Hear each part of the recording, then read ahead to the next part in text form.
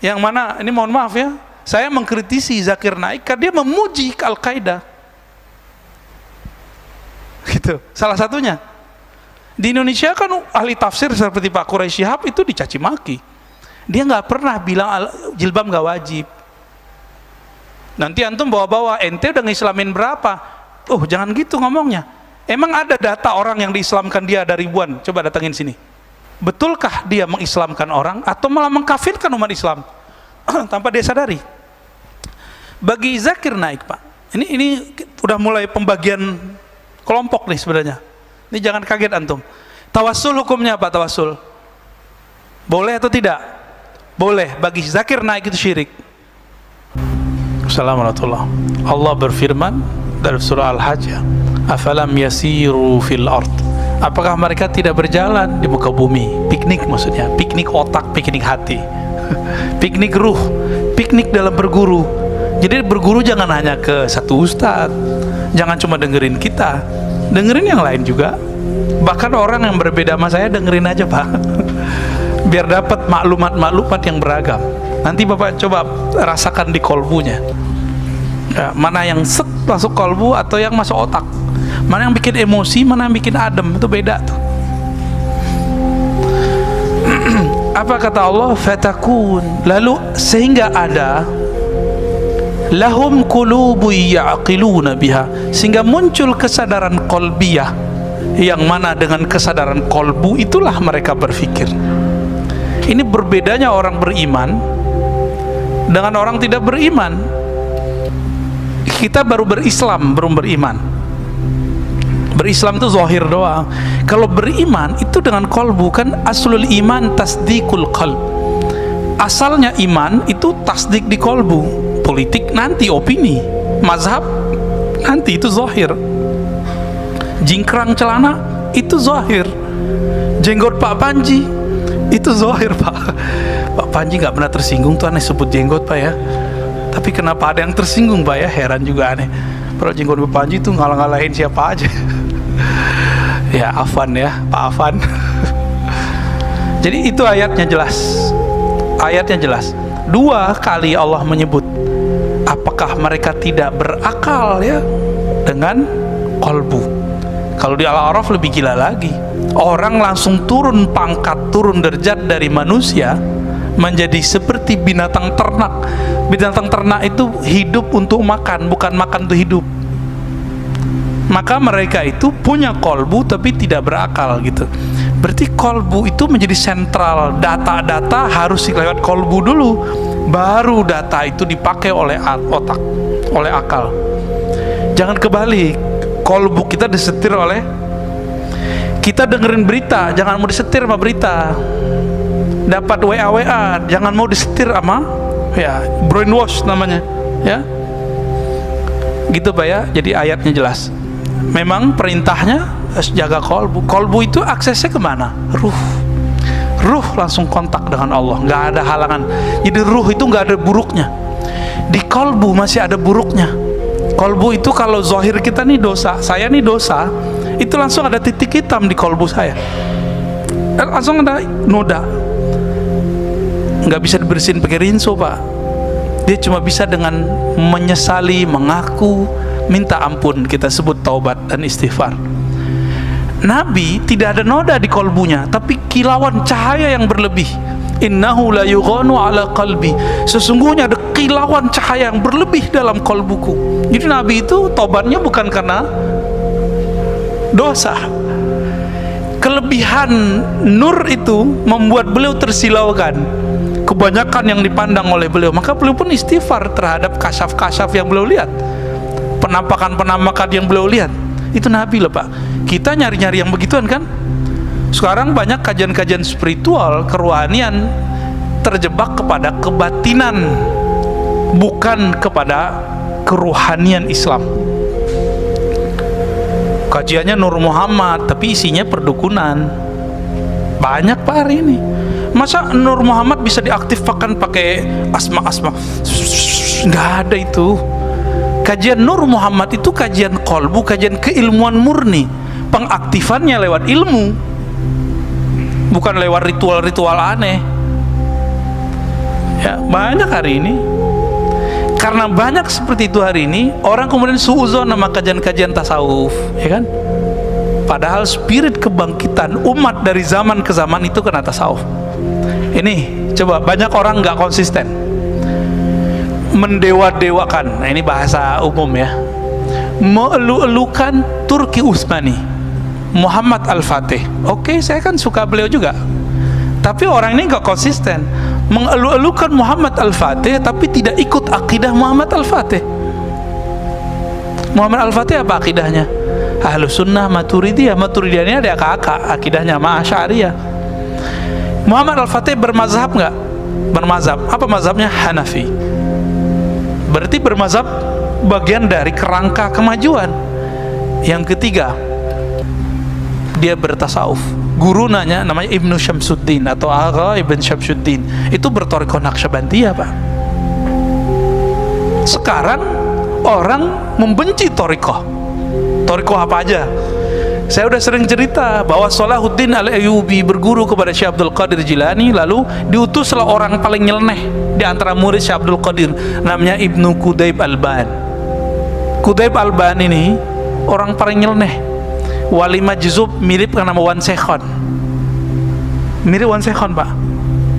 Kebayang Wan Sekhon? Itulah beliau, mirip. Tiba-tiba ada orang yang nggak ngerti keilmuan bab ini, dia bilang Ar-Razi walinya orang gila. Loh, wali kita mah banyak, ada wali murid ada waliullah mursyid sufi, itu mereka pakaiannya jelas. Habib Lutfi, mursyid torikot lah, itu kan pakaiannya bagus-bagus kayak kiai beneran, itu wali sufi. Ada wali apa tadi? Dia bukan gila, antum aja yang bilang dia gila. Wajar sih ya, kita aja yang celananya nggak, ya kayak beliau ini kan nggak di bawah mata kaki, sesat. Apalagi Wan Sekhon pasti disebut gila. Ya, nggak benar begitu ya. Mana ada orang gila ngomong ma'rifat tuh, nggak ada. Mana ada orang gila tahu wali. Mana ada orang gila didatangin wali Habib Umar. Ada yang meragukan kewalian Habib Umar. Itu ketemu sengaja. Jadi boleh itu masyhur di luar, di Yaman tuh masyhur. Kan masih keturunan juga tuh. Salahuddin Al-Ayyubi punya guru kayak beliau yang merobek-robek cinta Salahuddin kepada dunia. Persis sama, lelakonnya aja yang beda. Karena sudah habis cinta dunia di kolbunya, baru dia bisa menang lawan perang salib. Salahuddin Al-Ayyubi, torikotnya Qadiriyah tapi campur dengan torikot majzub, torikot mabuk ya. Tapi bukan mabuk minum ini, Pak, mabuk bertuhan. Orang lagi jatuh cinta kepada Allah kan mabuk. Antum aja mabuk kok sama perempuan. Saya juga mabuk, Pak, sama perempuan. Sama ujian kita sama, Pak, mabuk ya. Ibu-ibu juga mabuk sama kita. Sama, orang kalau cinta pasti mabuk. Mau ustadz mau wali sama, bisa copot, Pak, ustadznya kalau udah begitu. Bersisa 500 tahun copot kewaliannya. Jadi kita jangan sok-sokan dulu lah, santai aja, Pak ya. Baru segini, baru menang opini sudah merasa paling bener ya kan. Terus tentang yang Bapak sebut tadi, globalis kali ya, malu-malu nyebutnya ya. Apa unstate movement kali ya, pergerakan tanpa negara atau unstate power ya, yang mereka sebut New World Order ya. Saya nggak tertarik dengan pembahasan konspirasi dunia, tapi mirip. Dajjal itu kan bukan suatu negara. Perang Mahdi dengan Dajjal masih ada nggak nama Indonesia? Nggak ada. Nanti ya, Pak, gini aja deh, yang bisa beli vaksin sih berapa negara, Pak? Gak banyak yang bisa beli vaksin. Kita aja ngutang. Dihiburlah kita oleh pemerintah kita, devisa kita masih banyak, bro. Itu hiburan biar masyarakat gak panik, biar UMKM jalan terus. Itu maksudnya begitu. Tapi itu nggak bener. Ngutang itu, Pak, vaksin itu udah bangkrut kita sebenarnya. Tapi bangkrutnya kita Kan perusahaan kalau bangkrut masih wake up kan, masih bisa bangkit ya, masih bisa bangkit sedikit. Tapi ngos-ngosan, untung ada pergerakan ekonomi di dalam negeri. Kita ini kan makhluk manual Indonesia, walaupun kayak GoFood segala macam, kita masih suka belanja kemana-mana, duit muter. Kita amannya di situ Indonesia, maka bisa hidup santai. Gaji nggak gede tapi santai. Ya, yang dulu gajinya gede, sekarang mantan gaji gede. Tapi ada yang beruntung hari ini, ya. Orang-orang kesehatan, Pak ya, yang bisnis kesehatan, wow, masya Allah. Tapi di sana sikut-sikutannya kencang juga, ya, hantam-menghantamnya juga kencang. Beberapa negara sudah nggak sanggup beli vaksin, Pak. Kalau ini berlanjut terus, ada virus baru, kayak mereka kan mau ngambil keuntungan aja tuh. Tapi efeknya mereka nggak sadar bahwa nanti yang terjadi adalah kehancuran negeri-negeri. Negara-negara itu sudah nggak ada lagi nanti tuahnya. Ini semua coba kita lihat, ya, kita sedih nih dengar dengan negara kita masih kuat, Pak. Sahabat kita di tetangga kita, perdana menterinya mundur, ya kan? Berarti ada konflik besar, kita nggak ngerti. Kita doakan saja semoga mereka baik-baik saja, ya. Afghanistan kita kira baik-baik aja, tahu-tahu masuk Taliban. Akidahnya sama kayak kita, dia bertorikot sama kayak kita, pergerakannya kita lagi tanda tanya nih, ini apa sih kamu? Dia pergerakannya Ahlus Sunnah atau tidak? Kita lagi nunggu-nunggu, Pak. Jadi saya belum berani beropini apapun, cuma opini ini gantung. Betul akidahnya sama dengan kita, mazhabnya mirip dengan kita, mereka Hanafi, kita Syafi'i, lalu mereka bertorikoh Naqsyabandiyah, Chistiyah, Qadiriyah. Namun jangan terburu-buru dulu. Presiden yang lama juga sama. Presiden yang lama itu sama, Pak. Itu torikohnya Naqsyabandiyah juga, Chistiyah juga, sama, dia gaulnya sama orang-orang itu. Akidahnya Maturidiyah juga, mazhabnya Hanafi juga. Berarti ini perangnya bukan perang akidah. Nih, jangan terjebak. Jadi kita menyebutkan menggantung opini, lalu ditegur juga lagi-lagi jamaah nih, ya. Jamaahnya nggak ngerti berita bahasa Arab, bahasa Inggris, terus bilang, "Tat, itu Taliban itu aswaja." Iya, aneh tahu. Kirain antum belum tahu, Tat. Jadi dikira kita nggak tahu. Yang dia nggak tahu apa? Presiden yang melarikan diri itu juga seorang aswaja. Terlupa kan antum? Yang nggak aswaja itu dulu kelompok mujahidin itu yang kita nggak tahu itu yang mana. Dia afiliasinya apa dulu? Ya kan mereka pakai tauhid uluhiyah rububiyah al-hakimiyah dulu ya, mujahidin cuma bentar doang kan. Terus Taliban yang lama kan 2001 kan Bapak nanyain itu tadi. 2001 masih nyelamatin Osama bin Laden nggak? Osama bin Laden akidahnya apa? Wahabiyah atau aswaja? Al-Sunnah? Wahabiyah dia. Al-Qaeda Wahabiyah, Pak. Yang mana, ini mohon maaf ya, saya mengkritisi Zakir Naik karena dia memuji Al-Qaeda gitu, salah satunya. Di Indonesia kan ahli tafsir seperti Pak Quraisy Shihab itu dicaci maki, dia nggak pernah bilang jilbab nggak wajib. Nanti antum bawa-bawa, ente udah ngislamin berapa? Jangan gitu ngomongnya. Emang ada data orang yang diislamkan dia ada ribuan? Coba datangin sini. Nggak ada. Itu cuma pertemuan-pertemuan umum aja, ya. Terus apa lagi? Betulkah dia mengislamkan orang atau malah mengkafirkan umat Islam tanpa dia sadari? Bagi Zakir Naik, Pak, ini udah mulai pembagian kelompok nih sebenarnya. Ini jangan kaget antum. Tawassul hukumnya apa? Tawassul boleh atau tidak? Boleh. Bagi Zakir Naik itu syirik. Gimana?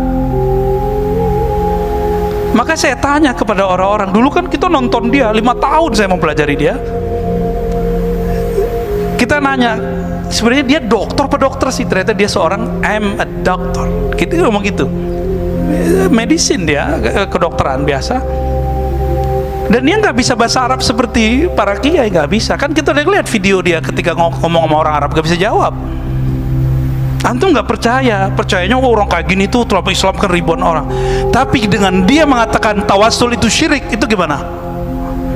Udah berapa miliaran umat yang dianggap musyrik. Oke, anggap dia sudah mengislamkan 1 juta. Yang bertawasul berapa juta? Kebayang? Kita cuma ngajak, ayo berpikir dengan kolbu. Ya, kalau saya ngeritik Zakir Naik bukan berarti saya benci dia loh Pak.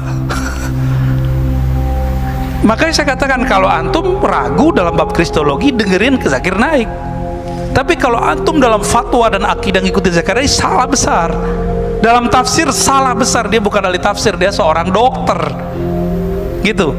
Ini di akhir zaman, salah satu ciri-cirinya di hadis Ibnu Majah adalah yusaddaqu fihal kazib. Yang alim, yang tidak alim dianggap alim. Yang alim yukazzab, itu dibenci. Yang S1, S2, S3-nya tafsir siapa? Dr. Quraisy, Profesor Dr. Quraisy. Tapi antum kan ngeliat anaknya nggak berjilbab, ya kan? Emang ada urusan? Kalau dia anaknya nggak berjilbab, terus dia berarti tidak mewajibkan jilbab? Kan nggak. Baca bukunya tentang jilbab. 1 buku. Minat baca kita rendah sih ya. Oh ya, saya ditegur sama teman saya. Bukan minat baca, daya baca kita rendah Ustaz. Baca sih baca, WA itu kan dibaca mulu kan. Tapi daya nangkepnya itu kurang. Udah kita tulis di situ gak paham-paham juga dia, ya. Maka saya kasih tahu kepada pecinta Zakir Naik, saya nggak pernah benci Zakir Naik. Tapi karena antum mencaci maki ulama, yang ulama ahli tafsir, tapi memuji ini, Zakir Naik itu di India diusir Pak. Sekarang di Malaysia juga sama. Dan sudah mulai berkasus. Udah banyak kasusnya. Kita doakan saja beliau baik-baik saja, ya. Jadi saya kalau ngeritik orang tuh bukan karena benci, itu murni keilmuan, karena ke bawah alam kampus saya itu. Di kampus kita biasa nggak ngeritik-ngeritik. Jangankan Zakir Naik, Imam Fakhruddin Ar-Razi aja kita kritik, namanya Ar-Razi juga Pak. Jangankan Fakhruddin Ar-Razi, Imam Abu Hamid Al-Ghazali itu kita kritik Pak. Dalam bab ma'rifat qalbiyah itu Imam Ghazali kita kritik. Bukan berarti kita lebih pintar dari Ghazali juga, bukan. Itu murni bab keilmuan. Dalam bab keilmuan ada tesis, ada antitesis, itu biasa. Statement dari seorang zakir itu kan tesis dia. Kita buat antitesis kan boleh-boleh aja. Saya kalau dibantah sama profesor, emang profesor tuh benci sama saya kan? Enggak.